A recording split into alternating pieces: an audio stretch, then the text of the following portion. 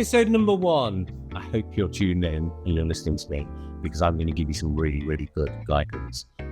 Free advice. How do you access it? Where do you get it from?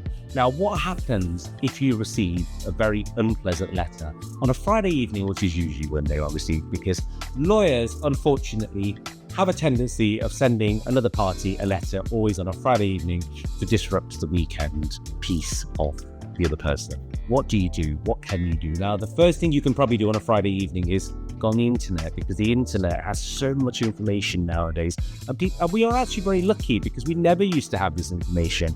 Who could just access all this legal advice at the drop of a hat? Just bear in mind the area of law you're looking for, that you are actually reading the correct law of the country that applies to you. So for example, if you are dealing with a boundary dispute in the UK, make sure you are looking at boundary law in the UK and not boundary law disputes which are in America or in another part of the world, because they are not going to be applicable. Just be very, very careful how you scout and search for that information.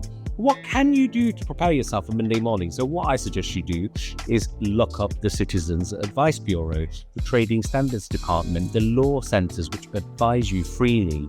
Now, the only downside I will say is you must be very careful, because even though these law centres are called free advice centres, they sometimes do not actually give you advice. They give you guidance. The point is that at the end of the day, you have to choose what is right for you. And you can't hold them accountable or responsible for the advice. I've had people in the past who I've advised who have come to me at the back end of having had what they thought was advice from, let's say, one of these organizations.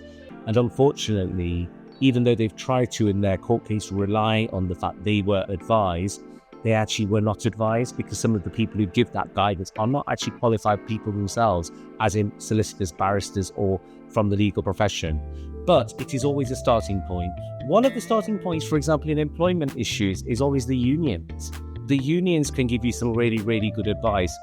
Sometimes you may not be content with that advice, and that's when you may need to look further afield to find legal advice. But always exhaust your free avenues of advice, because do not spend money on anything until you really need to. You may be told by the people you've gone to that they can only give you what they're giving you now, and you have to now go and get formal legal advice. And what do you do if you have to do that? How do you do that? Where do you look? Keep tuned for the next episode.